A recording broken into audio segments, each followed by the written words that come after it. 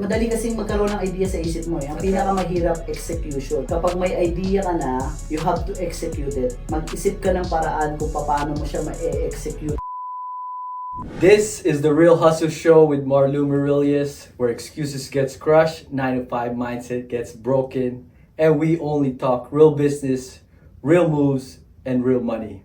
This show is all about the grind, the grit, the growth, and the glory. And for today's episode, we have another special guest. Isa na namang Pilipinong business owner.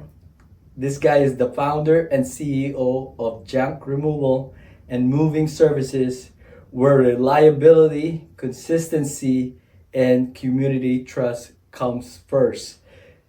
Today's episode, welcome to the show, Brother JB. Thank you so much, Boss Marlou. Oh, wag mo na kay boss. Bro Marlou.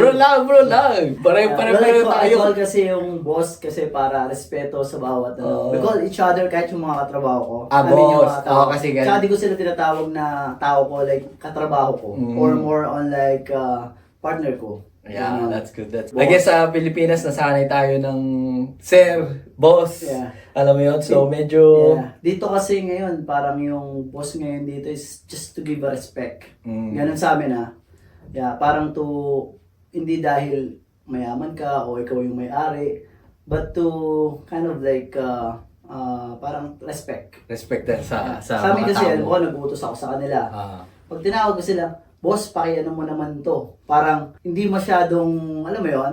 Yung Kasi, namamando. hindi ka nagmamando. Yun yung I ano see, I namin. see. Bro, before tayo we get deep on the conversation, sabihan mo naman yung audience ko, pakilala ka ng saglit bang lang. Hi guys, ako nga po pala they call me JB here, but my full name is Julian Cagisano. I own the business of junk removal and moving service. We also do a lot of stuff like selling landscape materials. We do demolition. Actually, we have coming business, but for now, I'm gonna keep it secret for now. Maybe next year you'll know. Yeah. And I'm the CEO and the founder of JB Junk Removal and Moving Services. Yun. Ayos. Bro, kailan ka dumating dito sa Canada? Way back 2014. 2014. 11 years ago. Tagal na din, no? Yeah. Ito bang junk removal mo, first job mo dito? Hindi. Actually, nag-start ako dito as a dishwasher. If you know sa Polo Park, yung Briones restaurant, it's like Italian cuisine. Briones. Sa Sa loob ng if you Polo Park? if you park dun sa may parking lot dito sa may side na, alam mo yung famous walk? Yung Chinese restaurant? Yeah. Front of that. Yeah. Across nung famous walk. Actually, nung unang dating pa nga namin is 11 years ago talagang, as in, I can't even speak a single word. Or not a word, but like a sentence. Ng English. Yeah, na English. Kaya ang nangyari nun, yung kapatid ko yung nagta-translate habang ini-interview ako ng No boss. way! Oh yeah, that happened, bro. Buti kinuha ka. Yeah, napakabait. Actually, yung manager slash part owner yung nagmamanage doon. Actually, siya halos yung naging pangalawang nanay ko dito. Oh, wow. Kasi nagustuhan niya yung work ethics ko. Binigyan niya ako ng opportunity para mag-grow dun sa... Although, syempre, sobrang limited. Nung nagsara yun, actually, kinuha niya pa ako para magtrabaho as construction worker dun sa asawa niya. Oh, wow. So, ang first job ko rito is dishwasher muna sa Briones. Then, nung nagsara yun, nag-construction worker ako sa asawa niya. Tapos nun, ilang taon ka nag-work after nung nagsara yun, dun sa construction worker? Like, probably a year. Tapos, bumalik ulit ako sa restaurant. Nag-start ulit ako ng dishwasher dun sa may Dale Boulevard, like around Dale Boulevard. So, dishwasher, tapos nag-line cook na rin ako, inaral ko yung line cook. And then, yeah, tuloy-tuloy yun. Tapos, line cook, and then go to parang supervisor, then nag-kitchen manager ako. Pero sa ibang restaurant na. Sa Philippines, tiga saan ka ba sa Philippines? Taga Quezon City. Quezon City. Doon na ako City lumaki boy sa ka din Quezon pala, City. no? Yeah. Anong trabaho mo sa Philippines bago ka? Well, before sa sales ako. Sales? Yeah, sa sales. Anong klaseng sales? Well, first, nung mga bandang beginning of the year, like when I was, actually, dinaya ko yung edad ko nung first nag-start ako na magtrabaho. Sa Sagu first. Okay, yung Sagu, original ano, Bubble tea. Yeah. So, syempre, nung bata ako kasi, medyo, hindi ako, nagre-rely sa parents ko. So, more on, Dinidiskarte mo. dumidiskarte ako ng sarili kong pera. So, 16 years old pa lang ako, hindi pa ako graduate ng 4th year high school. Nagtrabaho na ako, huminto ako ng pag-aaral noong 3rd year high school. So, nag-work muna ako sa Sagu, Quiapo. Oh, wow, okay. Quiapo, doon, sobrang busy, pinaka-busy na.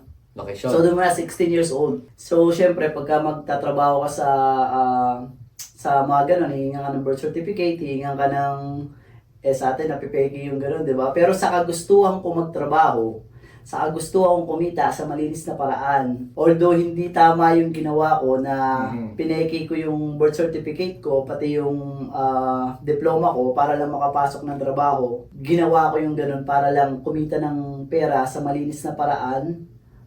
Pero doon pa lang, nung bata ako, nahasa na ako. Like, kumikita na ako ng pera sa Sale sarili na. ko paraan, yeah. So, anong ibig mo sabihin na nag-sales ka? Like, anong Yeah, klase una sales? muna yon. Tapos, nag-sales ako sa SM. Yeah, so nagtinda ako ng mga bag, yung mga luggage. Oh, okay, Yeah, yung mga okay. luggage. Yung mga doon, ganon. yeah, doon Okay. nahasa yung sales ko. I see. Like more on sa pakikipag-usap sa customer. Ang dami niyang ganun no? May nag-viral na video, kung napanood mo yung nag-viral na video na nagdedemohan sila. Okay. Yung nagdedemohan ng bag, naglalaban. Kung ano yung maganda rito sa bag na to at maganda rin sa bag na yon. Tapos muntik pa, ganun kami. So, ang dami ng salesperson sa Philippines na gano'n sa mall, no? yeah, kasi more doon, bro.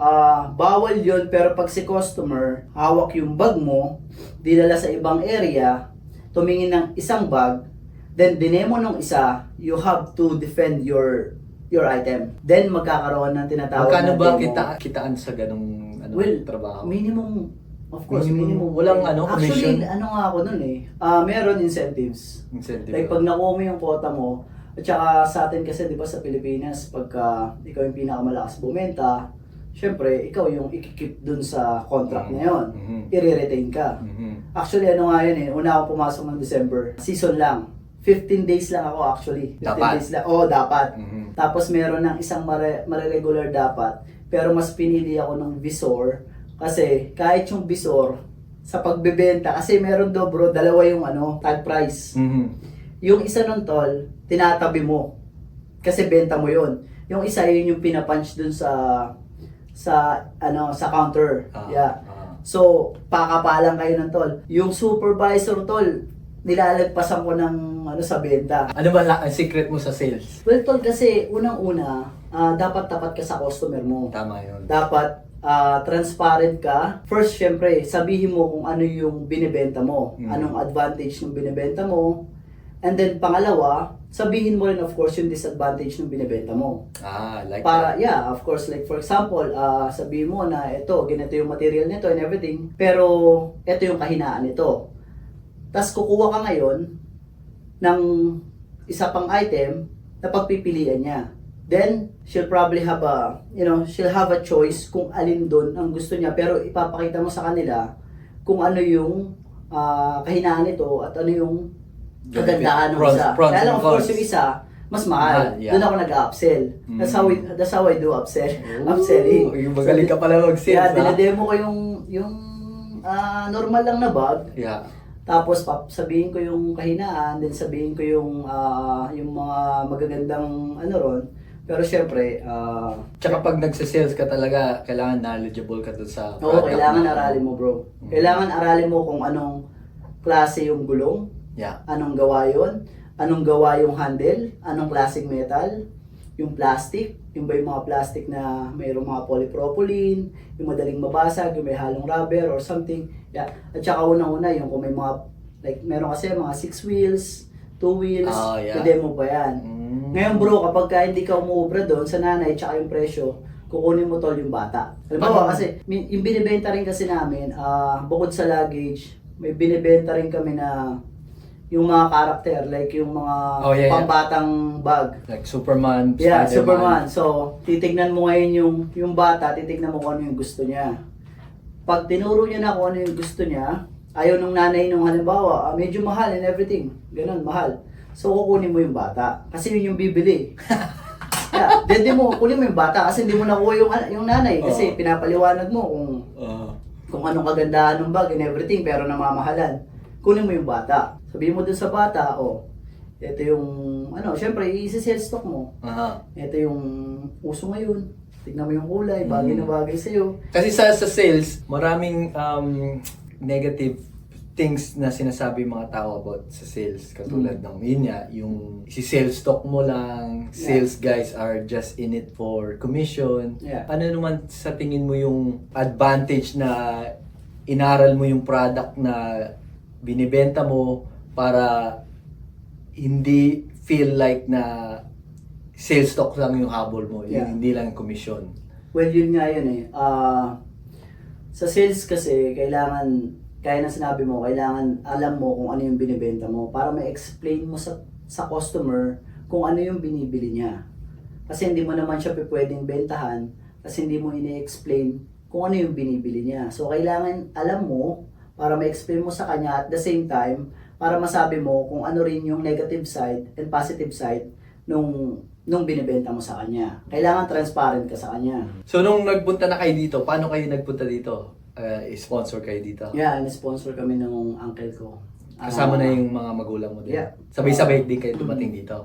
Okay. Tapos yun nga, nag-dishwasher ka, nag-line cook, construction. Ilan taong ka Actually, nag-construction? nag-part-time construction ako. 1 year. Isa 1 year lang At pala. the same time, nag-work ako sa kitchen. Kailan nag-start ngayon tong business mo? Well, after nung, around pandemic. Pandemic din? Kasi, like, merong nag-offer sa akin kasi na restaurant, Greek restaurant actually. Lumipat ako sa Greek restaurant, tapos may nag-offer sa akin ng Greek restaurant na lumipat dun sa kanya kasi magkompetensya yung dalawang, sa Tuxedo, around Tuxedo yon, na inalok ako na i-manage yung kabila, yung kitchen dun sa kabila. Nag-start ako dun as a manager na sa kitchen, ako lang humawak, ako na lahat, ako nag-hire and everything, and stuff like that.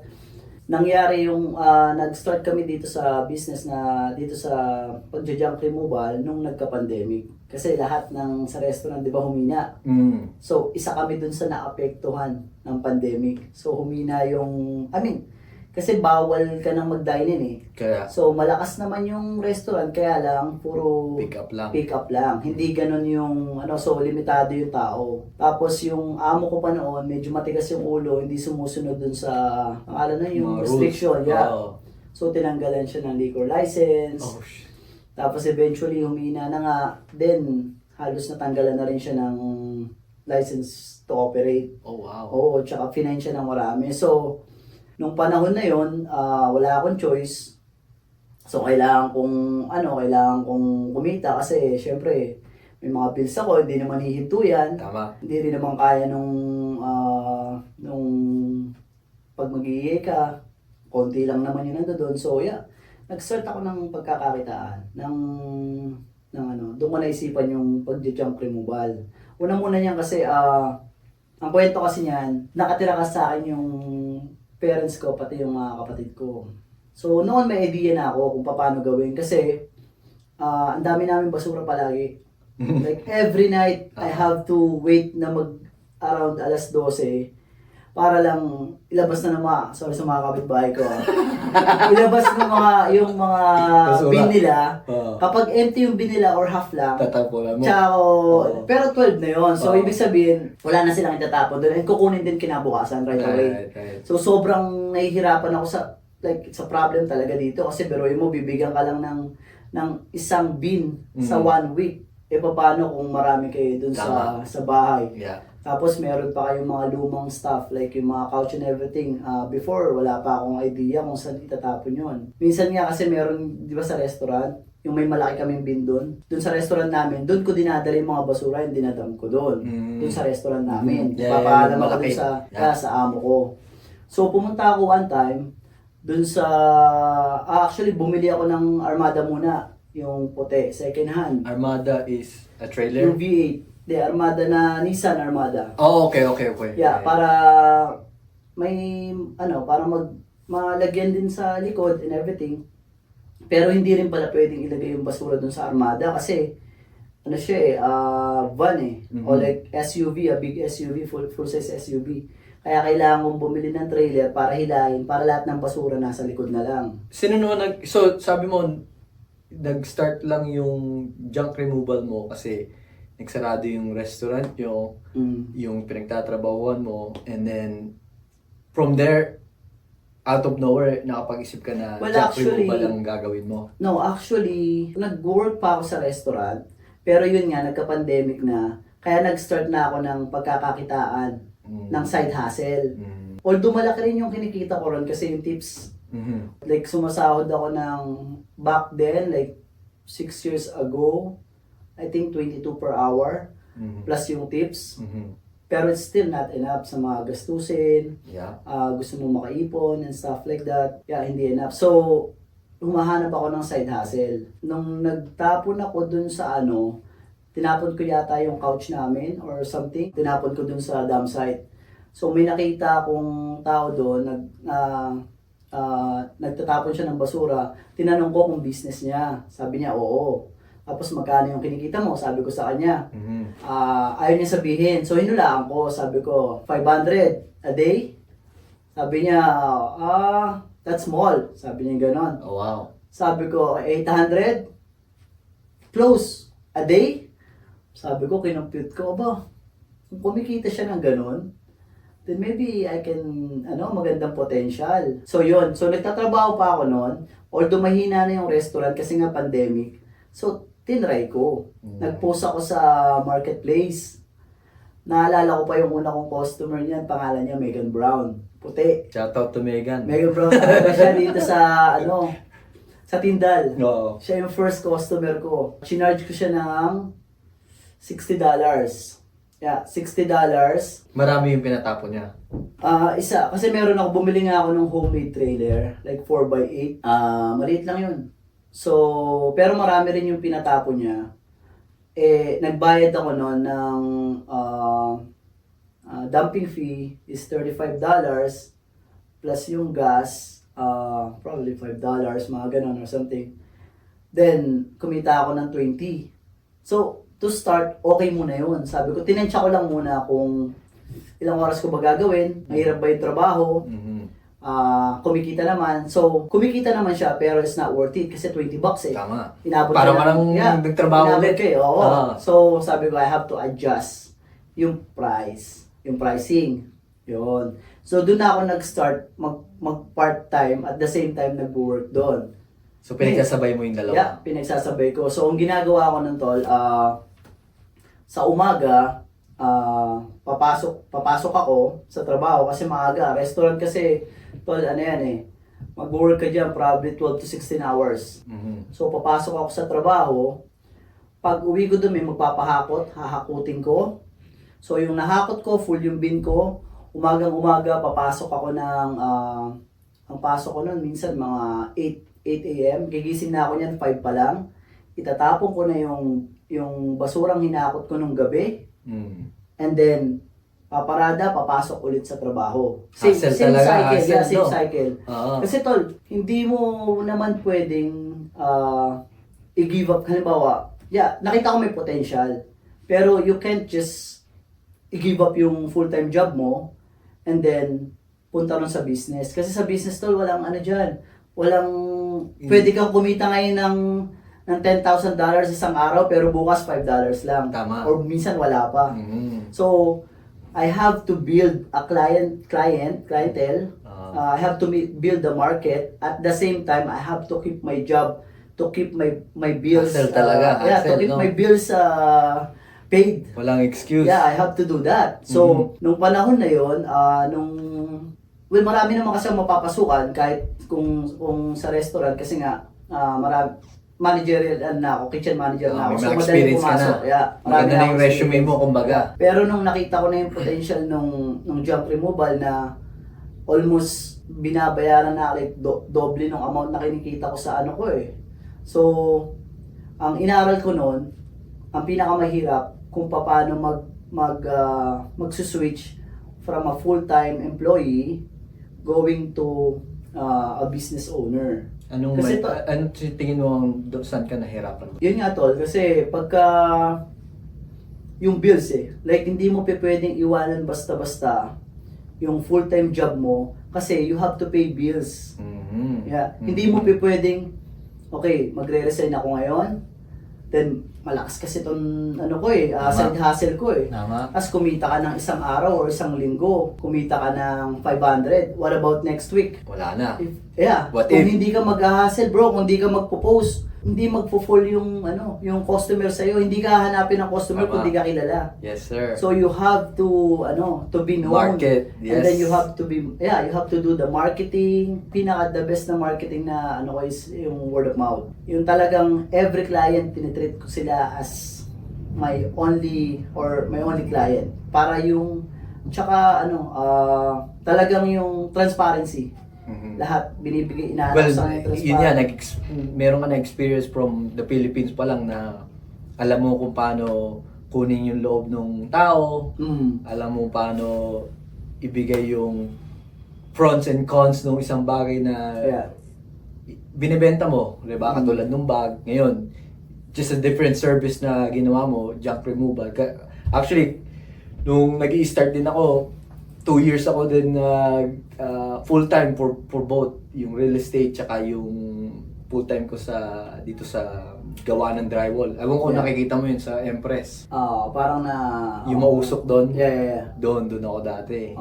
2 years ko yung ginawa sa Bali. Minsan kasi yung pagbe-business, sa mindset kasi yan eh. Pero yung kung saan ka dadali ng opportunity, kung saan may opportunity, yun yung paano naman nag-change yung mindset mo from being an employee to a business person? Well, actually tol, to be honest, bata pa lang ako, alam ko na yung gusto kong gawin at alam ko na kung ano yung kaya kong gawin. Bata pa lang ako. So I know that someday I'm gonna be a business owner, but hindi ko lang alam kung anong type of business. Yeah? Alam ko kasi bata pa lang ako. Meron ako mga nakakakwentuhan na mga business owner na kagad. Nakikinig lang ako sa kanila, mga matatanda sa akin nagkakwentuhan kami sa labas, nakikinig lang ako sa kanila, paano nila pinout up, nagtayo ng itlugan, nagtayo ng meat shop, hindi gano'n naging successful. So pinanonood ko kung bakit hindi nagiging successful yung business. What's wrong dun sa ginagawa nila. Actually, yung mami ko din, mahilig sa business. Sa kanya ko siguro na nakita ko kasi pag bata ka pa.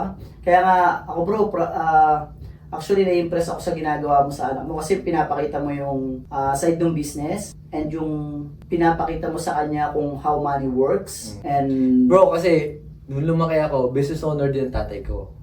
Nagtatahi siya ng pantalon for bench, saka Prigo. Alam mo yung brand na yun? Prigo. Doon pa lang, nung katulad mo, bata ka pa lang, nakikita ko na gusto ko din mag-business. Hindi ko lang din alam, katulad nga nung una kong business dito sa Winnipeg, Isaw, Kikiam. Hindi ko alam kung ano talaga ang magandang business, pero subok lang na subok, di ba? Para makita mo, kasi yung first business mo, yung second business mo, third business mo, maybe it's not yung business na talagang papatok para sa sayo at para sa mga kakilala mo, di ba? So for me, ganun din ako, bro. Naghangad lang din ng gusto ko nung bata pa rin talaga ako, sabi ko gusto ko din talaga maging business katulad ni tatay kasi pag nagbibilang siya ng pera, pag magpapasweldo tahian, ang dami niya siguro mga nasa 30s, 30, 40, 50 na employee. So every Friday, ang lalaki ng pera di ba? Cash pa tayo dati, di ba? Meron siyang 30 to 40 employee before. Oo, tol. Talagang yung taas namin, kunyari, itong taas namin, di ba? Meron kami isang spot na room, walang kwarto, parang bachelor, pero parang hinati-hati namin para lang magka-kwarto, kunyaring kwarto, no? The rest of that, malaki yun. Siguro, 1,400 square feet, isang kwarto lang kami. And the rest nun, puro sewing machine na. So, Actually, lalabas lang siya ng kwarto namin. So, Yeah. minsan, sumusunod lang ako sa kanya. Kaya nga yun eh, doon ako na-impress bro doon sa ginagawa mo. Kasi actually part ng kabataan, that's a big impact That's doon right. sa buhay mo. Mhm. Kasi kung ano yung how, like paano ka namumold Tama. doon sa ganong edad. Yes. Kasi naalala ko bro like iniisip ko before, bakit napunta ako dito? Bakit gusto ko to? Kasi mami ko rin mahilig mag-business. Pagkakaiba lang is madami siyang idea. Hindi lang siya ganun kagaling humawak ng pera. At sa tao, sobrang bait. Mm. Like, sobrang bait niya sa tao. Like, yung tiwala, pagkakatiwalaan niya, tas lolokohin siya. Yun Then, lang. another again. Ah. Yun. Bata pa lang ako. Pinanonood ko siya, bro. Like, madami akong sana. Ganon. Marami akong bakit ganito. So, bata pa lang ako, nakikita ko na siya. Gusto ko siyang gayahin. Mhm. Pero, gusto kong gayahin at yung mga mali niya is i-correct ko. Na ako ang magko-correct at hindi ko na kailangan pagdaanan yung mga mali na yon. Gagamitin ko yung Nakita mo sa kanya. yung mga nakita ko na mistake na nagawa niya para magamit ko in the future. Bata pa lang ako, iniisip ko na yun. Sabi ko nga, bilan lang ako ng isang taxi, padadamihin ko. Parang ganun. Kasi bro, bata pa lang ako, wala akong kakayahan, wala akong puhunan. Mhm. Pero alam ko na kung anong gusto kong gawin. At alam ko na kung anong kaya kong gawin. Wala lang akong kakayanan, kaya nga ako nagtrabaho ng maaga kasi gusto ko mag-ipon, magkaroon ng puhunan. Hindi para magtrabaho, Right. pero magkaroon ng puhunan para palaguin yung puhunan. Ganun naman talaga dapat di ba? Para, kasi kung magbi-business ka lang, katulad nung start mo, magbi-business ka lang, tapos, ganun din pala yung magiging kikitain mo, di sana nag-employee ka na lang ulit para at least safe ka. Di ba? Wala kang risk. Wala ka yung hindi mo iniisip next time. May client pa ba ako or meron pa ba ako may kitain, di ba? Doon ang pinakamahirap bro. Actually before, bata pa lang ako naranasan ko ng mag-business. Nagtitinda ako ng mga sandwich, flying saucer, yung iniinit. Nagtitinda ako ng, alam mo yung, di ba, cheese whiz? Then meron tinatawag, dito kasi sa atin, ano yun eh, parang tinotoast lang dito sa atin. Doon sa atin may nabibili sa Pilipinas na parang pina-flying saucer. Ilalagay mo doon, tapos mapipipi siya. Tapos parang magiging bilog na flying Okay. saucer. So, Ibebenta mo toasted yun. siya, yeah, toasted. Tapos alam mo yung, meron dati, buko ka na. Buko ang tinawag ko nun sa business ko na yun. Kasi, yun, tol, yung bottle water na empty, na malinis, doon mo ilalagay yung buko shake. Nauso yun sa atin tapos lalagyan mo siya ng straw. So nasa Anong loob taon siya yan? ng, Baka, back di ko- 2000, mga ano siguro, 9 or 10. Oh, Yun, okay. mga Di ko na- di mo na? Oo. Meron doon, bibili ako sa Divisoria. Bibili ako ng mga bottle. Tapos sa palengke namin, bibili ako ng mga murang buko. Yun yung isi-shake mo, tapos lagyan mo ng gatas, lagyan mo ng yelo. Okay. Tapos meron kang funnel, imbudo. Doon mo ipapasok doon. Tapos yung, alam mo yung optics din kasi yun eh. So, yung iba kasi pag nakita yun na buko shake. Pero nandoon sa loob ng Battle. bottle. Tapos meron pa nga kami pambutas doon na bottle na bibili rin sa Divisoria. Ikakalam mo ganun yung bottle. Tapos bubutasin mo. So doon yung magiging bilog Straw. na, doon yung straw niya. Bata pa lang ako. Hindi ako masyadong kumikita nun, pero natututo na ako kung paano mag-compute ng kita, paano pagulungin yung pera and stuff. So hindi pa enough yung knowledge ko noon. Then after noon, yun nga, napunta ako ng nag-sales sa SM. Then doon ako natuto kung paano maging transparent sa customer, benta, paano kunin yung loob ng customer, ipaliwanag sa kanila kung ano yung kagandahan ng binibili nila at kung anong disadvantage. So, from there, pag nakita ni customer na honest ka dun sa pinapaliwanag mo or sa binibenta mo, after nun, kahit anong ibenta mo sa kanya, kukunin niya. So, halimbawa, binibenta ko yung naghanap siya ng sale. So, inofera ko ng sale. Sabihin ko dyan, ma'am, ito po, sale. So, mura lang po ito, ganito yung hinahanap nyo. Pero ang pagkakaiba kasi dito sa ganito, yung halimbawa, baunan, yung loob po kasi hindi na insulated. So, yung baunan ng anak nyo, halimbawa, mainit pa yung pagkain, so madali siyang lalamig. Unlike yung ganitong baunan, kukunin ko isang baunan, konti lang po yung diferensya, mapakikinabangan yung anak nyo is mainit pa rin yung baon niya, yung kakainin niya. Tapos at the same time, may mga ano kasi, may mga warranty pa yun pag medyo mas mahal, di ba? Mhm. So, isabihin mo rin sa kanila yun. Mhm. Sabihin mo yung advantage and disadvantage, at saka yung difference ng price. Kung worth it ba or hindi worth it. So, yeah, it's up to Going them to back decide. dun sa ano tol, nag-start ka na ng business or yung pagiging employee, yung pagiging business mo pinagsabay mo, di ba? Take me dun sa moment na sabi mo, okay, I think magpo-full time na ako dito sa junk removal. Well, nung una noon, kasi nagmamanage nga ako nung restaurant, kitchen. So talagang, as in, dami tumatawag sa akin. Kaya lang, hindi ko mafokusan dahil meron nga akong full-time job. So, sobrang hirap. So, ginagawa ko na nga lang ganun. Like, if I can, like, add na one more day dun sa 7 days a week, kung pwede ko lang gawing 8 para lang, para lang ma-stretch ko ng konti. Hindi eh. So, we only have like 7 days a week, all same, 24 hours a day. Mhm. So, ang kailangan ko lang gawin is i-maximize yung oras at araw. So, kaya nakwento ko sa'yo kanina, ang ginagawa ko, bago ako mag-work, magtatapon muna ako nung hinakot ko nung gabi, then mag-work, then going to tapon ulit. Yeah, like a cycle. So, ano ko siya na pwede na siyang i-full time, yung business na ang nagsasabi. Like, dumarating yung customer, tumatawag, then wala na akong time sa full-time job ko. Yun, wala na Mas akong time. kumikita ka na So, mas marami. ang ginagawa ko nun, tol, ako nag-a-assign ng tao, more on, nagpa-part-time na lang ako dun sa full-time ko, managing na lang. Like more on, ikutan mo na lang sila, titignan mo, Pero make sure yung- mo meron silang Yung mga focus prep. mo nandun na sa Yeah, sa meron silang junk prep and removal. everything. Yun yung pinakamahirap tol eh, yung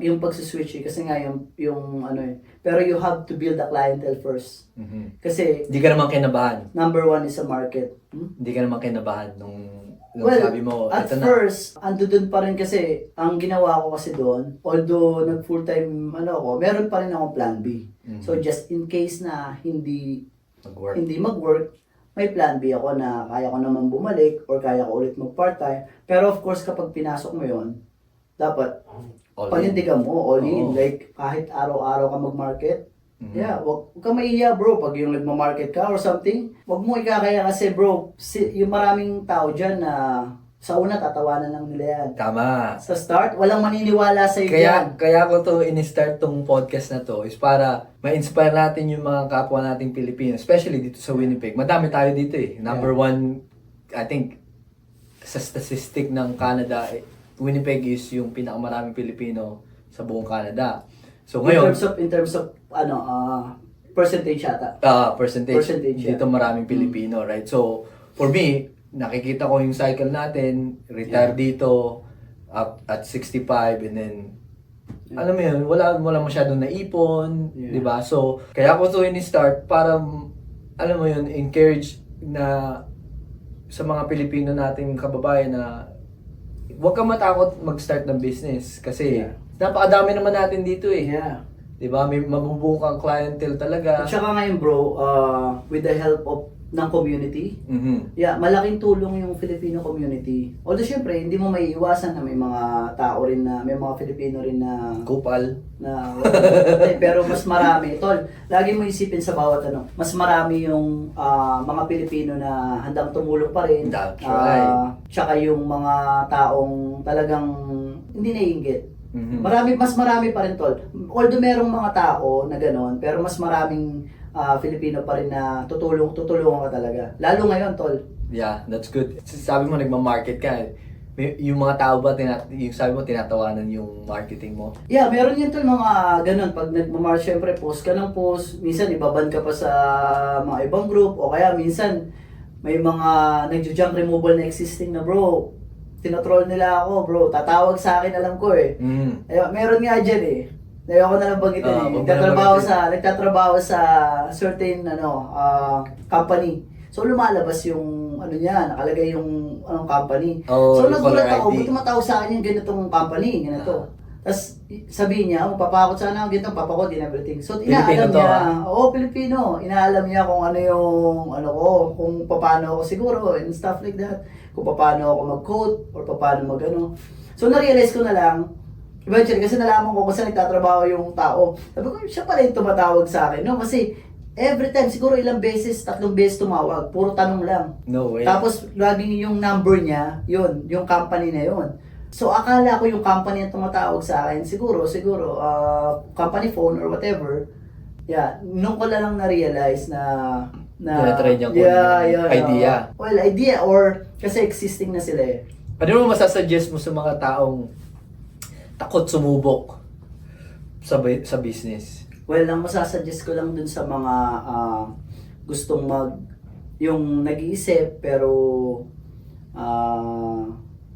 walang lakas ng loob at gustong sumubok mag-business. Kasi kung may idea na kayo, kung meron na kayong idea, you have to execute. Kasi lahat madali kasing magkaroon ng idea sa isip mo eh. Ang That's pinakamahirap, execution. Action. Kapag may idea ka na, you have to execute it. Mag-isip ka ng paraan kung paano mo siya ma-execute.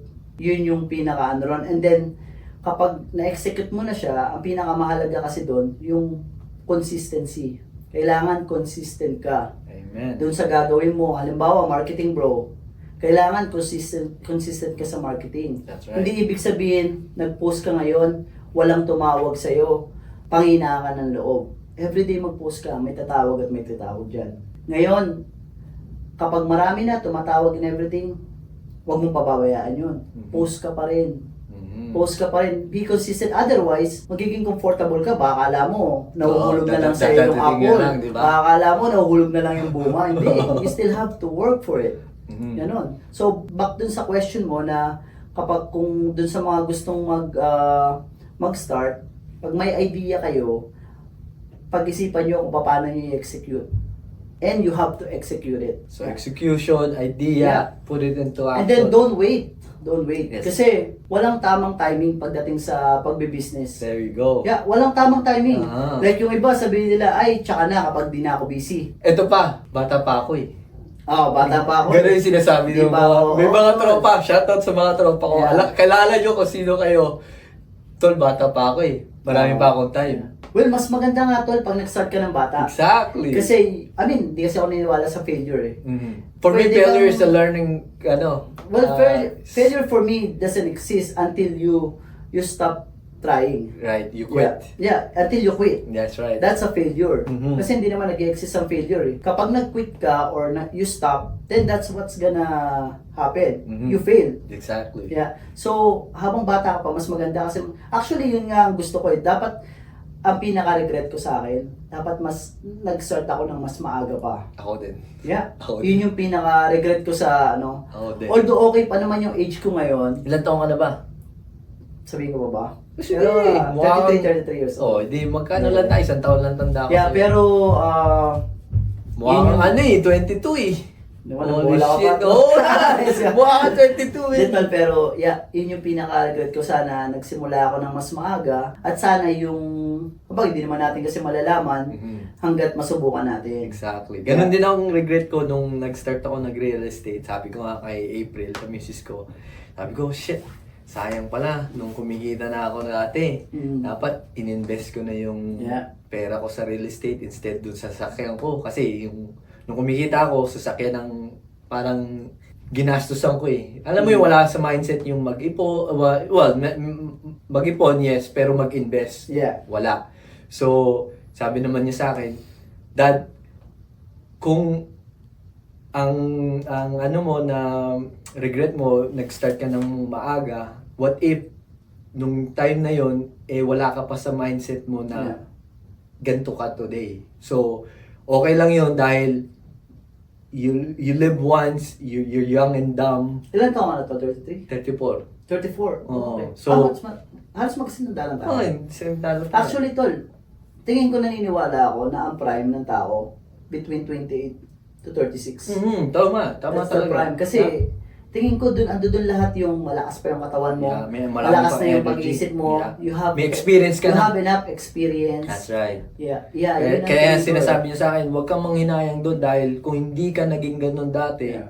hindi ka magiging ganito today. Yeah. Sabi ko, tama ka naman. So, ibig sabihin, yung sinasabi mo, nung sa sasakyan, like binilan mo, ginastos mo. Oo, ginastusan ko talaga to. Like, nung kumikita kami, bili ng bagong Yeah. exhaust, bili ng Well, tol, yun yung mga... rims, bili ng gulong, Yun yung lahat. mga, alam mo kasi, yun yung mga poor mindset eh. Yun nga. Kapag may kitain ka konti, Yes. hindi mo pa nga kinikita eh. Binibili Ginagastos mo na eh. Exactly. Like, hindi mo pa kinikita, Oo. diba, darating pa lang yung sahod. Kaya yung employee mindset. Yes. Like, darating pa lang yung sahod ko. Pwede ko na sigurong gamitin yung credit card ko, pambili ng ganito, ng ganito. So, pagdating ng sahod mo, wala nang matitira sa'yo. Exactly. Back to cycle ka na naman. Kailangan mo magtrabaho. Pag umabsent ka pa, Oo. nga ka. Yeah, kaya nga, sabi nga nila, tol, kapag you just living day by day, dun sa sahod mo, you're just one step closer sa pagiging broke.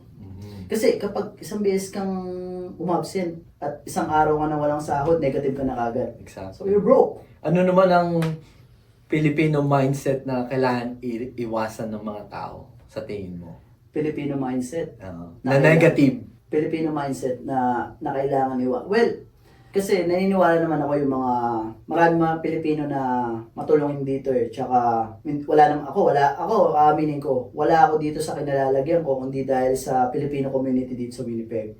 Pero hindi natin maiiwasan na may mga tao talagang Bashers. bashers, tsaka yung mga tao na ganun, katulad ng question mo na ano yung Negative mindset. yung negative mindset na ayaw nilang naaangatan sila. Parang, okay lang umangat ka, basta huwag ka lang aangat sa akin. Aha. Yun yung pinaka Iwasan. mindset na, iwasan na mindset ng, hindi naman Pilipino, siguro lahat na rin, pero, Kadalasan Filipino, pero any culture naman, any kind of may ganung mindset eh. meron. Pero, karamihan yung ganun nga na, okay lang umangat ka, basta huwag kang aangat sa akin.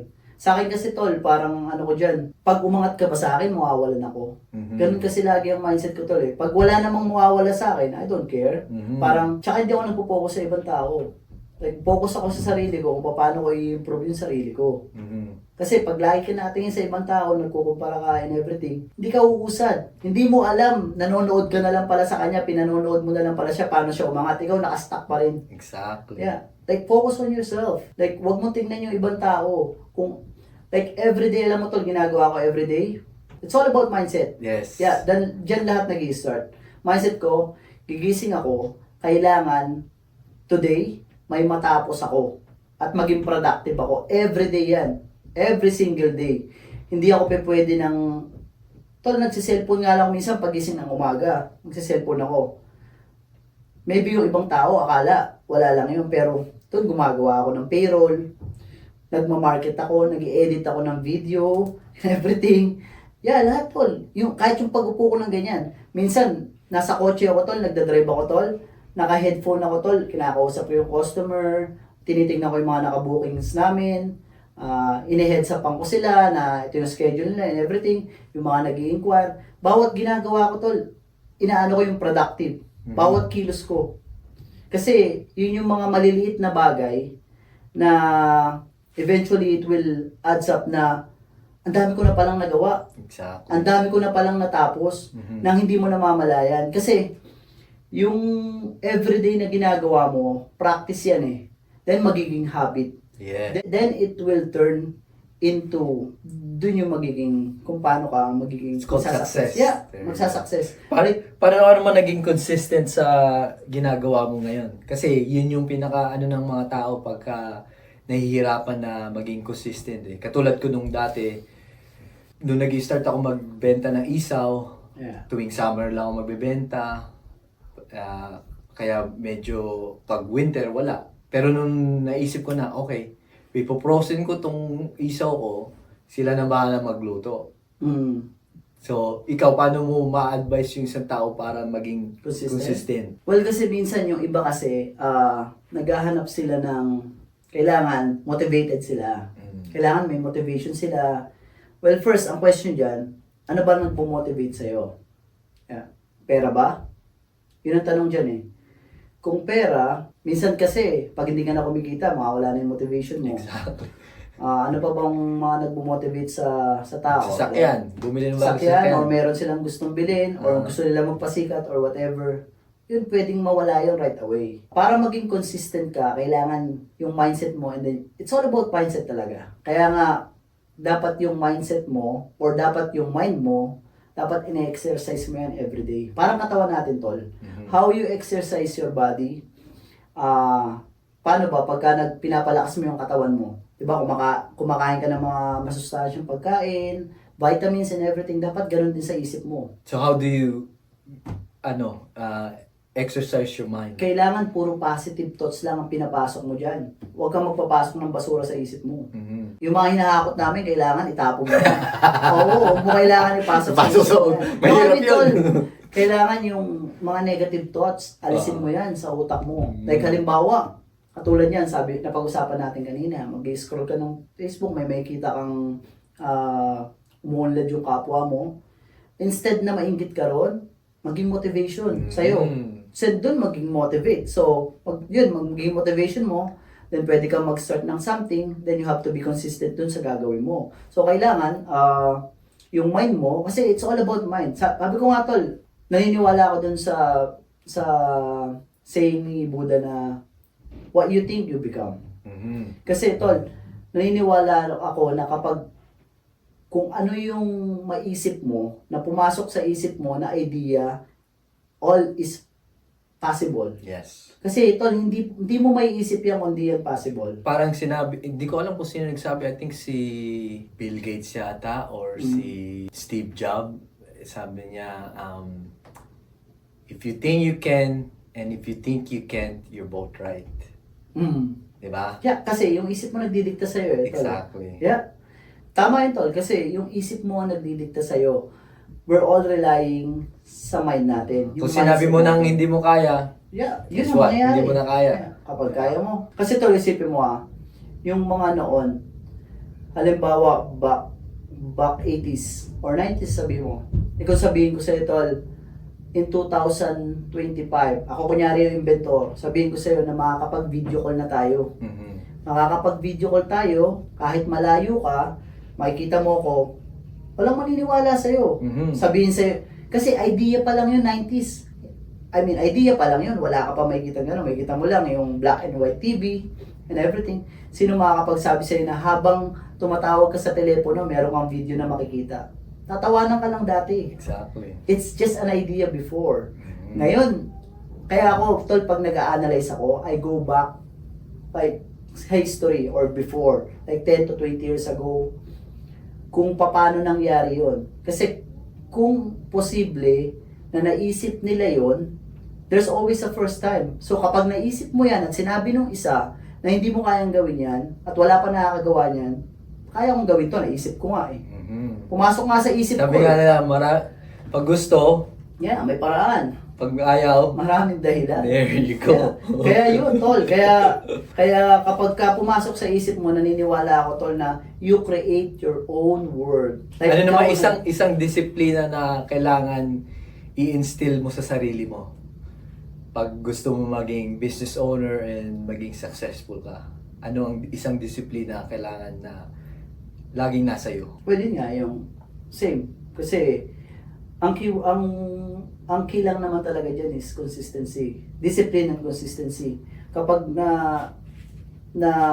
ano mo na yung pagiging consistent, katulad ng ginagawa natin araw-araw, busy na kami tola. Busy kami pero I have to post every day, single day, because that's the name recall. That's part of the strategy too, you know. Pero yeah, hindi pwede yung kumita ka lang ngayon, or ano ba, nag-start ka lang ng business, kumita ka na ng malaki, then you're good. Parang yung iba kasi nagiging komportable na eh. Yeah, so yung iba, after nilang kumita ng malaki or kumikita na sila, na kumbaga parang yung business nila is kumikita na kahit wala silang ginagawa. So, Naging discipline. komportable sila. Yeah, so disiplina sa pagiging hungry every day. You have to stay hungry and consistent. And then, ito pala Yeah, stay hungry. alam mo tol, Tapos, every day, bawat gising ko tol, hindi porket okay na ako today, bukas, hindi na ako gigising ng maaga para magtrabaho. So, disiplina sa sarili at disiplina sa pera. Yeah, you have to know how to manage your money. At dapat tol, alam mo kung saan mo dapat gagastusin yung pera. Kasi ako tol, magastos ako eh. Admit, ako din naman, magastos ako dati. Pero magastos ako pagdating sa investment. Like, nakita mo tol, nag-start ako ng one truck or like hindi pa actually truck. So, pag kumita ako tol, tinatabi ko na, meron ako nakatabi tol, para pang invest. So, every year, ginagastos ko yan. Ilan na ba ang truck mo ngayon? Ako. Meron akong 4 na truck ngayon, Oh, wow. pati 6 na trailer. Wow. Yeah. So, yung trailer kasi, mas marami yun dahil pinaparentahan yun eh. Oh, Yung yeah. renta. Maganda din yun dahil kahit hindi ka gumagalaw, Yeah. may something coming in. Mm. Ayos So, Yeah. 4 trucks, 6 na trailer. 4 yung humihila. Tapos 6 yung trailer. Tapos yung moving trailer na dalawa. So, paano mo naman nakuha yung mga trucks? Did you finance it or borrow it Yeah, from yun nga. cash? Yun, sabi ko nga sa'yo, magastos ako eh. Doon ko ginagastos sa investment. So, yung mga yun, finance? Or Hindi, cash na agad? Cash yun. Wow. Yeah. Merong mga, like halimbawa, yung isang trailer, lease. Kasi yun na yung mga huli. Dahil sa lease kasi, makiklaim mo yung lahat. Yes. Pero most yung truck ko is cash yun. Mhm. Kasi, pag second hand mo bibilin, you have to pay cash. Second hand yun. Ang gusto ko din sa'yo, Tol, nakikita ko yung mga post mo, yung magulang mo lagi mong kasama-kasama. Tol, yeah. You have to pay back. Yes, Like, sir. tsaka, Tol, Isang big factor din sa akin yun dahil... yeah, you have to, tol, kasi tol, ako naniniwala yung moment, yung mga magulang natin tumatanda yan. Mhm. So, Tayo din naman eh. At saka, tol, pero yung time kasi natin precious, lalo sa businessman, Mhm. like business owner, malalaman mo kung gaano kahalaga yung oras. So, yung oras natin napakahalaga. Kaya, yung parents ko, at hanggat meron akong oras na spend sa kanila, kahit at least twice a week, na ilabas ko sila, kumain kami. Kasi hindi ko sila mailabas, lagi silang busy din, hindi ko mai-travel. So, mailabas ko man lang. May at work, least once may a work pa week. din sila. May work pa rin sila. Kasi kahit di mo naman sila, ayaw naman nila huminto eh. Kahit sabihin mo na, matanda na kayo, ayaw rin naman nila huminto. Wala naman daw silang gagawin and stuff. So, Yun din ang gusto ko sa'yo dahil family-oriented ka eh. Nakikita ko yun. pagdating tol sa family, yeah. Kasi wala naman tayong, kasi lahat yung mga tropa natin, kaibigan natin, mahalaga yan. Pero syempre, Mas mahalaga yung pamilya. Iba, of course, like Oo. parents mo, lalo parents mo, kasi parents mo, Exactly. sabi ko nga, di ba, tumatanda sila. Syempre, lahat naman tayo, di ba, pagdating ng panahon, mawawala sa mundo. So, instead na sabihin mo sa kanila na mahal mo sila kapag wala na sila sa mundo, or dapat binigay mo sa kanila to pag wala na sila sa mundo, so, dapat iparamdam mo sa kanila ngayon pa lang, habang nandito pa sila. Kaya nga sabi, meron kasi akong 5-minute rule, bro. Pag kaya ko nang gawin, in less than 5 minutes, gagawin ko na ngayon. Sa mga bagay-bagay. Same as din sa parents ko. Kapag kaya ko nang gawin ngayon, gagawin ko na ngayon. Bakit maghihintay pa ako magkasakit kayo, yung hindi ko na kayo mailabas, bago ko maisipan na sana nilabas ko kayo. Sana tinravel ko kayo. Sana, alam mo yun, puro ka sana. Kaya minsan naiinis ako sa mga tao tol na wala silang pakialam sa magulang nila. Yes. Tapos, pagdating ng kasama palad, namatay, sabihin nila, mahal na mahal nila, ang dami nilang sasabihin, like, I mean, syempre, Kaya, iyak ka, pero why you didn't show that before? Exactly. Ako din, ang isang proudest moment ko is yung nadala ko lahat sila sa Hawaii last year. So, Actually, may plan nga kami ganun tol sa Mexico, kaya lang Nice. sila nga, yung nila. once in a lifetime lang naman yun, di ba? You never know. Mamaya, knock on wood, something happen, Yeah, di ba? oh yeah. Hindi That's mo why you ma- have to treasure yung bawat moment. Exactly. Hanggat, yan, tatawagan kami, tatawagan ko, nasaan ka. Actually, bago tayo mag-start, di ba, tumawag siya. Tatay mo yan? Oo, so, may, yan, ganun. Lagi kaming connect. Like, kumustahan Connected sa kapag, each other. Hindi na kayo sa isang bahay na. ay, hindi na kami sa isang bahay. Doon siya nakatira sa kapatid ko. Mm. Kasi may mga bata sila, tumitingin sa mga bata. Yan, tsaka ang pamilya din talaga malaking tulong, especially pag nagkaanak ka, ano. Gaano ka-importante ang isang relationship sa business? Well, yun yung ano tol eh. Yung yung sa business kasi, ito, kaya kung bakit ako, kita mo yung mga tao, kung paano sila mag-approach sa amin, feeling nila they're part of the business. Kasi tol, yun yung inaano ko eh, yung yung parang kapag ka tinreat mo yung bawat customer ng maayos, first magiging friend mo na sila, i-recommend ka nila, then yeah, that's word of mouth, then feeling nila they're part of your business at kilalang at you know, sila ang mag-advertise nung ano mo, nung business Tsaka mo. kailangan aalagaan mo sila para it doesn't stop in one sale. Yeah. It can compound, di ba? Kasi meron mga ano tol na one time big time. So lulukoy nila yung customer. After nun, Wala na. hindi na sila ulit. Kumita ka nga ng isang araw, Oo. ng isang beses. Malaki-laki. Yeah. Actually, may mga customer ako, like, mga day one ko pa lang, nag-start ako. Hanggang ngayon, customer ko ngayon. At, tol, kapag sa junk removal kasi, tol, kailangan i-quote mo muna. Sila, tol, hindi na kailangan i-quote. Hakutin mo, i-build mo na lang kami. That's how you build the trust. Yun yung parang relationship nung business namin at nung client namin. Kasi,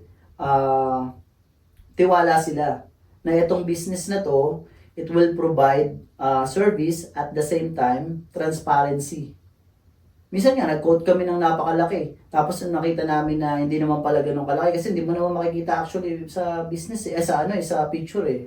So, chinurge lang namin sila kung ano yung worth nung garbage nila or nung hakakotin namin. Kasi wag mong, hindi porket na-quote mo na, Hindi mo in-overcharge, hindi okay na sila ron, you're gonna charge kasi may opportunity ka na i-charge sila. Dapat hindi ganon. Transparent ka lang. Ilang beses nangyari yun? Maraming beses na. So kung may isang Pilipino na gusto mag-junk removal, tingin mo kayang gawin ng isang Pilipino pa to? Oo naman. Like kahit san, katulad, yan, kaya ako rin dito document. Kasi maraming nagtatanong sa akin, nag-PPM, tumatawag. Like from Alberta, from Toronto, na paano nag-start. Meron marami sila. Like marami nagtatanong. Marami ka na palang fans. Hindi, marami nagtatanong, nag-PPM. Minsan nga, tinawagan pa, binigay ko yung number ko, sabi ko, tawagan mo ako kasi yun lang yung way ko para hindi ako pwede makipag-text tol eh. So, naka-headphone ako, doon ako nakikipag-usap. Anong gagawin nila and everything. Yeah. Whoops. Binibigyan mo sila ng advice. Oo, yeah, tol. Siguro, na-inspire sila. So, yung mga tumatawag sa akin, or nagte-text actually, PM. Actually, meron pa nga akong nakakausap from California. Pero di ko alam kung saan I think LA. From LA. Yeah, may nakausap din ako gano'n. Nagpapalitan kami ng idea about dun sa, kasi how to scale up.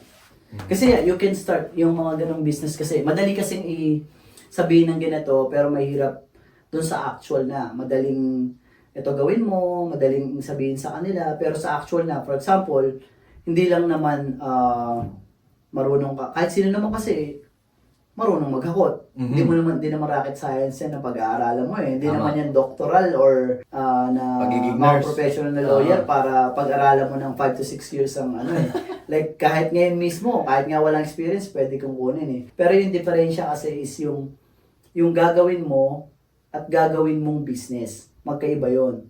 Kasi you can be, kasi marami dito tol, mga nauna na sa akin. Kahit dito, at may mga Pilipino na nauna na sa akin, siguro dalawa.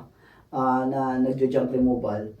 Pero hindi nga nila na-scale up. Pero ngayon, actually ngayon makikita mo, meron na sila ring uniform, meron ng logo dun sa ano nila, which is good kasi sa akin kasi yung pagiging success, yung ma-impluwensya mo yung mga nakapaligid sa'yo, kahit competitor tol, kahit competitor, okay, cool ako sa mga competitor kasi meron pa nga, tinulungan ko mag-backup dyan sa, di makapag-backup dito sa may landfill. Tinulungan ko mag-backup ng trainer kasi dapat cool ka rin sa mga competitor mo kasi pagka may mga kailangan mong ipasa yung job, isa-subcontract mo lang, okay din yun. Kaya lang maano kasi dyan, yung scale up ng business. Bakit anong tingin mo kailangan mo para mag-scale up pa?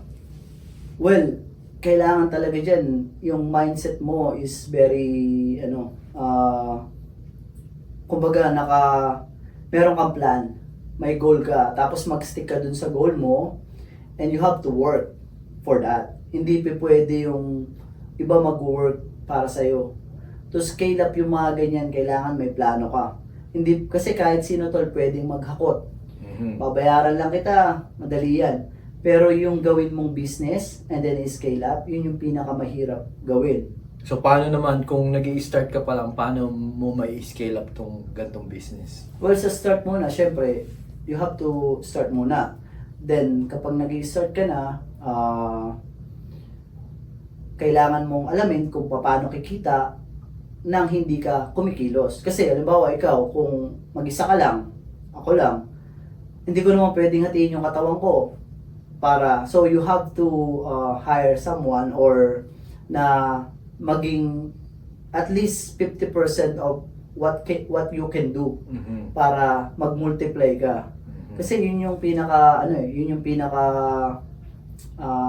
dyan yung multiplication Hindi ka pwedeng, Tawag nila leverage. Hindi ka pwede nang mag-isa ka lang. Kasi kung ano ba yung tawag nila ron? One man show, one man team ka. Patay ka na. Hindi ka. Like may tawag dito, may tawag dyan. Or yung mga ganun kasi sobra nilang ba't ko pa ibabayad to? Ako na lang gagawa kasi kaya ko naman. Kaya mo. Pero sabi ko nga sa'yo, iba yung mindset ng business owner sa mindset ng employee lang. Kasi yung employee, sila natatrabaho niyan kasi binibase nila yung kikitain nila.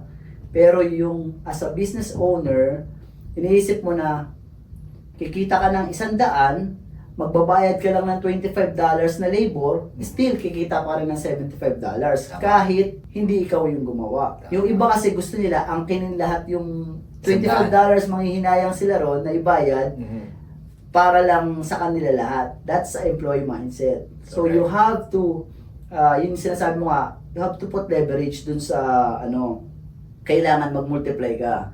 Kailangan guys, ka kahit wala kang ginagawa. Leverage is the key sa any business. Kung gusto mong lumaki, mag-succeed, dumami pera katulad ni JB. Marami tayong track and trailer pero wala tayong pera. Sabi ko nga sa'yo, tol, galit ako sa pera, magastos ako Pag may nakikita akong pera actually, that's one of motivation. Sabi nga, di ba? Nung motivate ka na, wala kang pera. So, kailangan mo pa rin magtrabaho. Kasi ginagastos ko sa investment. Like, ini-invest ko, kailangan bibili ka. Kaya hindi ako nakawalan ng motivation Which good, dahil hindi sa luho mo ginagastos. Kaya ako nagiging consistent kasi yung motivation ko, kailangan gastusin ko yan. Kailangan may pag-investan ako nito. May naipon ako this year. Iba naman kasi yung sinasabi mong gastos, katulad ng iba, na gagastos bumili ng bagong sapatos. Well, gagastos ka ng ganun tol, or ng mga luxury item tol, if you can really afford it. Or, yung talagang as in, kumbaga sa kurot na lang sa mo, di mo mararamdaman. What inspires you ngayon, tol? Ngayon, sa buhay mo, what inspires you? Inspires me? Of course, my upcoming baby. Yun! Congrats! Congrats! Yeah, that's what inspires me. Also first time dad. Also my wife. I'm a new married actually. No way. Yeah. Kailan yan? Recently lang? It's 2 months. Nice. Congrats, man. Bagong baby. Yun yung inspiration ko ngayon. I mean, lagi naman akong motivated, hungry. Kasi nga, sa mga naging habits ko na to araw-araw, kailangan Yan yung mga ginagawa ko. Anong masasabi mo doon sa mga taong ang hirap ng buhay, hirap kumita ng pera? Well, ang masasabi ko lang dun sa mga tao na katulad ng sinabi mo na mahirap ang buhay, na nagsasabi... Mahirap ba talaga ang buhay? Well, Sa tingin mo? you just don't know how to create money. Kailangan alam mo yung principle nung paano mag-create ng pera. Kasi hindi lang about pera tol pag sinabi mo mahirap ang buhay, pero yung pera kasi, that's our main tools for para maibsan yung kahirapan ng buhay mo. Kasi ano ba kailangan mo? Pera, di ba? Exactly. Ano kailangan mo? Syempre, Pagkain. para Kailangan maging ng pera.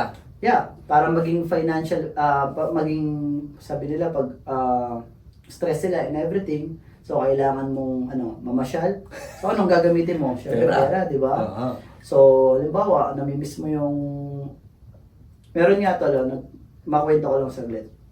So may nagsabi sa akin tol, hindi ko na lang babanggitin ko sino, pero na, ayan, wala akong kwenta yung pera, hindi man importante yung pera. Sabi ko, okay. Sabi ko, so, ano pang ginagawa mo ngayon dito sa, dito sa Canada?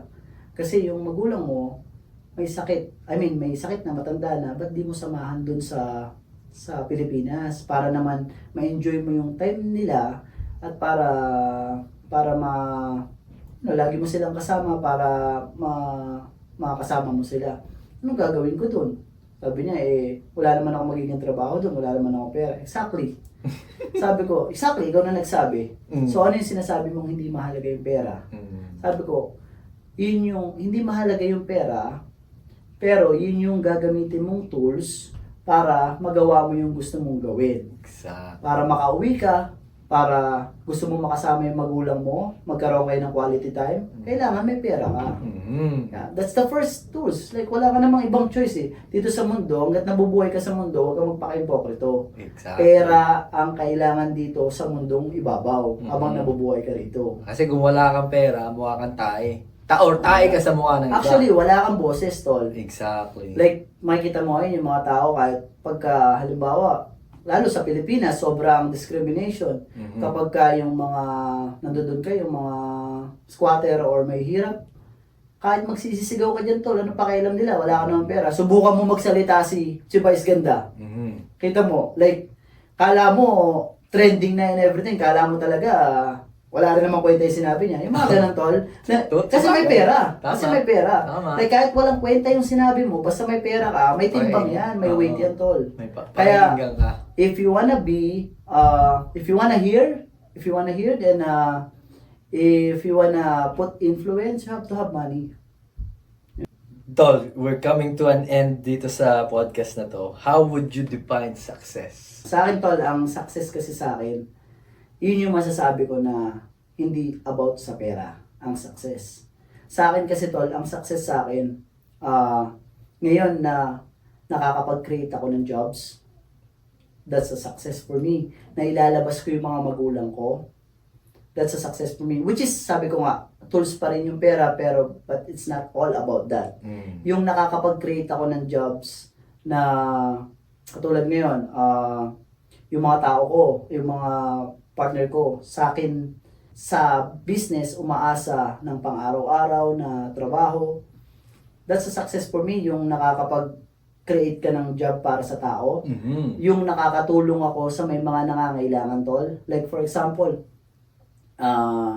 minsan yung mga iba, hindi ko naman na pinapost and everything, pero marami dyan. Tinutulungan ko sa Pilipinas, may mga sakit, or may hingi ng ganito, ng ganyan, mga kaibigan mo, or minsan kamag-anak mo, or minsan di mo pa kamag-anak, di mo naman kakilala. Yung simpleng makatulong ka sa kapwa mo, yung gamitin ng Panginoon ikaw, para maging tools ka na makapag-reach out dun sa mga nangangailangan, makapag-create ng jobs para sa pamilya mo na mailabas mo sila, yung mga pamangkin ko, ma-treat ko, yung mga kapatid ko, matulungan ko sa mga pangangailangan. That's the definition for success for me, yung makatulong ko sa kapwa mo, somehow. Love it bro. Yeah. Kasi, sabi mo nga, kailangan talaga natin ng pera. Oh yeah, that's the Hindi na first tayo rules. hindi na tayo, wala nang hipokrito. Yeah, Pera yung- is Hindi mo is kaya- not everything, but we need it. It's not everything, No. but that's the first tools you needed. That's the only a tools Yes. to do whatever you want to do. Yes, Otherwise, pag sinabi mo na, oh, gusto ko sumakay ng aeroplano, pasakay ka ba dyan? May pakpak ka ba para makalipad? You need money to pay the ticket. bro. Exactly. So, lastly bro, kung may mga nakikinig sa atin na gusto mag-start ng business, I know tinanong ko na to kanina, ano ang isa nilang, what should they do first para mag-start ng kanilang Yeah, business? dun sa mga gustong mag-start ng business, kahit ano pa mang field, sa ano pa mang field, yeah, kapag may idea kayo, huwag kayong matakot. Kasi yung batol na natatakot sila kasi lagi nilang iniisip yung mga sasabihin ng ibang tao. Like, kapag ka nagpo sila ng ganito, baka tawanan sila, or, yeah, pag may idea ka, execute it, do it, wag mong isipin yung sasabihin ng ibang tao, kasi end of the day,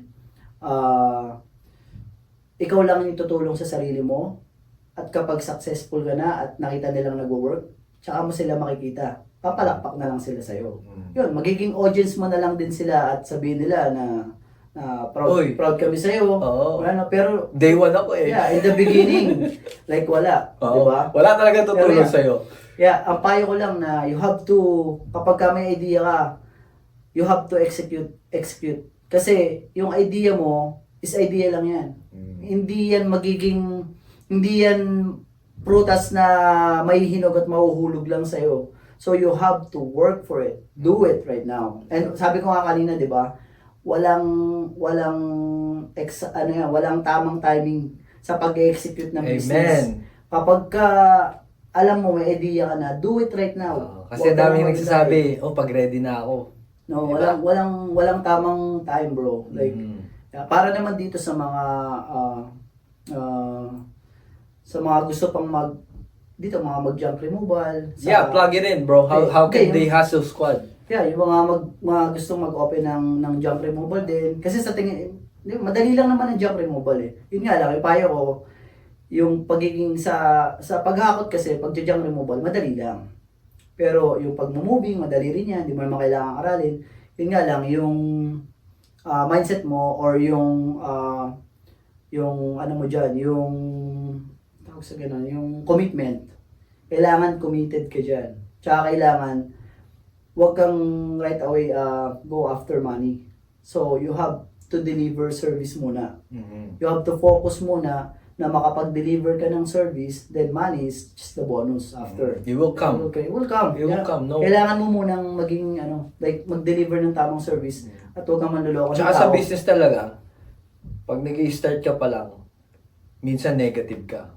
Oh, yeah. Minsan break even. Swerte mo na lang kung kumikita ka kaagad. Yeah, swerte mo. 'Di ba? Pero kung yun talaga yung passion mo, kung gusto mong mag-business, kung whatever service you wanna provide, just try it as a side hustle. Yeah. Katulad ng ginawa ni JB, katulad ng ginawa ko. Yeah. And nung mga guests na naupo dito, lahat talaga ng business owner, they started with something, they executed, tulad ng sinabi ni JB, and they kept consistent at it. Oh, yeah, you have to be consistent, bro. Bro, how can the Hustle Squad help you plug it away? Yeah, we deliver service naman eh. So, para din sa mga audience natin, sabihin nyo lang sa mga kamag-anak nyo na yung service natin na pinoprovide, we do junk removal and moving service. May website ka ba? Yeah, meron. www.jbjunkandmoving.ca. And then we'll put his social media on the description below. Kung nanonood kayo sa YouTube or Spotify or nakikinig kayo sa Apple Podcast. And that is it for today's episode. I hope you find any value. If you do, please don't forget to share it to your family, your friends, your neighbors, your relatives. Stay hungry, stay consistent. We'll see you on the next episode. Peace.